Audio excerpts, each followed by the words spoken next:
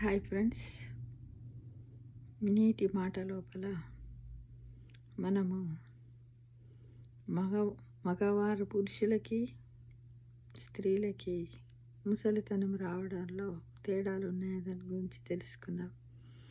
ముఖ్యంగా మార్గశిర మాసము తొలి రోజు శుభాకాంక్షలు. కార్తీక మాసాన్ని చక్కగా ధ్యానము, జపము, హోమము, దీపారాధనలు, సముద్ర స్నానాలు, అన్నదానాలతోటి మనం చక్కగా నిర్వహించుకున్నాము.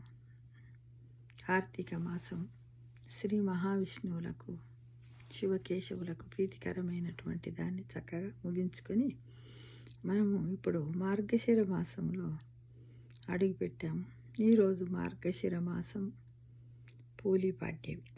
అంటే మార్గశిర మాసంలో ఎవరైతే ప్రతిరోజు దీపారాధన చేయని వాళ్ళు ఉంటారు, వాళ్ళు ఈరోజు 33 ఒత్తులను దగ్గరలో ఉన్న నదుల్లోను, సముద్రాలలోను, చెరువుల్లోను, కోనేట్లలోను, దేవస్థానాల పరిధిలో ఉన్నటువంటి జలభాండాగారాల్లోనూ ఏది లేకున్నా ఎక్కడికి పోలేని వాళ్ళు ఇంట్లో ఉన్నట్టయితే మన ఇంట్లోనే ఒక పెద్ద గంగాళం లాంటిది, ఒక ప్లేటు, ఒక బేసన్ పెట్టి దాంట్లో మనం 33 ఒత్తులను వెలిగించి వదిలి పోలి దీపంగా మనం భావించుకున్నట్టయితే, పోలి కథ ఉంది, మీ అందరికీ తెలుసు మిత్రమా. అలా చేసుకుంటే కార్తీక మాసంలో మనం చేసినటువంటి దోషాలు, నిత్య దీపారాధనలు అన్నీ కూడా పూర్తయ్యి మనము కూడా పోలిలాగా స్వర్గ ప్రయాణం చేస్తాం అనే ఉద్దేశంతో అందరం ఇది వెలిగిస్తూ ఉంటాం మిత్రమా. ప్రతి ఒక్కరం కూడా చేస్తే బాగుంటుంది, ఎంత వీలైతే అంత. ఉదయాన్నే లేచి తల స్నానం చేసి 33 ఒత్తులు నెయ్యిలో కానీ నువ్వుల నూనెలో కానీ తడిపి ఒక అరటి దుప్పలో పెట్టి ఆ బాణాలిలో వెలిగించి వదిలేయాలి. అంతకంటే ముందే దాంట్లో పసుపు, కుంకుమ, అక్షంతలు వేసి ఒక్కసారి అన్ని నదులను తలుసుకుని నమస్కారం చేసి ఆ తర్వాత ఈ పోలి దీపాన్ని వదిలినట్టయితే కార్తీక మాసం పూర్తవుతుంది. ఇది ఇప్పుడు మార్గశిర మాసంలో మళ్ళీ పోలిపాడ్యమి స్టార్ట్ అవుతుంది. అది పోలిపాడ్యమి అన్నమాట. అందరికీ కూడా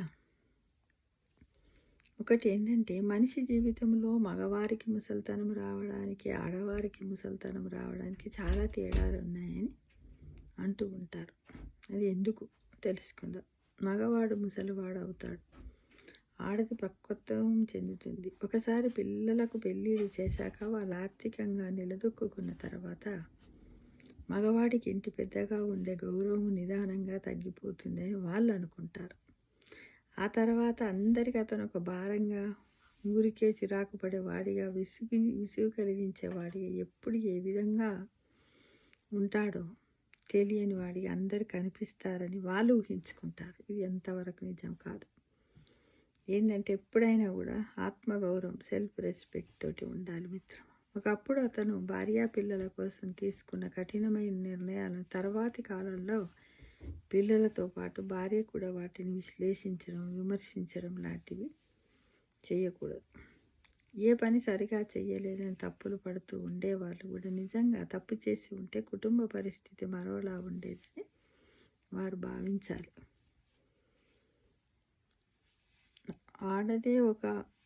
అదే ఒక ఆడ మనిషి చేస్తే పిల్లల నుండి, కోడల నుండి సానుభూతి లభిస్తుంది. ఎందుకంటే ఆమె ద్వారా వారికి ఇంకా చాలా ప్రయోజనాలు జరగాల్సి ఉంటుంది అని అనుకుంటాం. కానీ కాదు, ఇద్దరు కలిస్తేనే అన్నీ చేయగలుగుతారు. అంతేకాదు, సరియైన సమయంలో ఆమె తెలివిగా భర్త పరిధిలో నుంచి పిల్లల పరిధిలోకి మారిపోతుంది.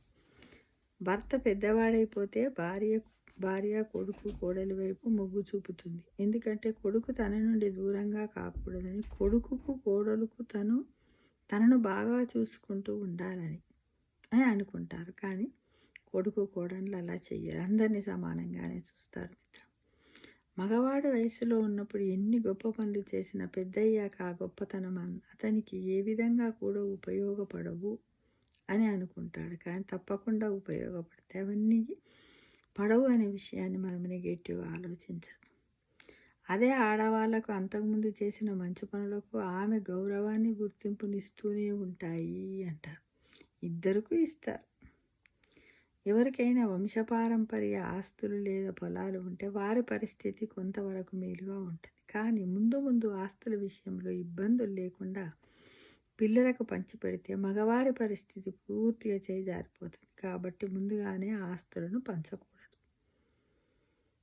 ఏదైనా హాస్పిటల్‌కు పోయి చూడండి. ఎవరైనా ముసలాయన గాని, ముసలావిడని గాని చేర్చబడి ఉంటే చేర్చిన అతను మగవాడైతే మిగిలిన వారి కళ్ళలో తడి కనబడదు. అదే ఆడవాళ్ళ విషయంలో అయితే సింపతి చూపిస్తారని అంటారు. కానీ లేదు, అందరి విషయంలో కూడా సింపతి చూపిస్తారు మిత్రం. నీతి ఏంటంటే, ఒకసారి మగాడు ముసలివాడైతే ఇతరుల నుండి ఏం ఆశించకుండా జీవించడం నేర్చుకోవాలి. మగవాడి జీవితం అంతా విద్యార్థిగానే ఉంటాడు అంటారు. లేదు, అందరూ ఉంటారు. మనిషి అన్న వాళ్ళందరూ విద్యార్థిగానే ఉంటారు మిత్రమా. నిజంగా ఈ ప్రపంచంలో ఎవ్వరెవరి కోసము చెందిన వారే ఉండరు అనే విషయాన్ని గ్రహించాలి. నిర్లిప్తంగా ఇతరులపై ఆధారపడకుండా స్వాభిమానంతో జీవించడం నేర్చుకోవాలి. నువ్వు ఇతరులకు చేసిన మేలు వంటి విషయాలను ఊహలలో జీవించవద్దు.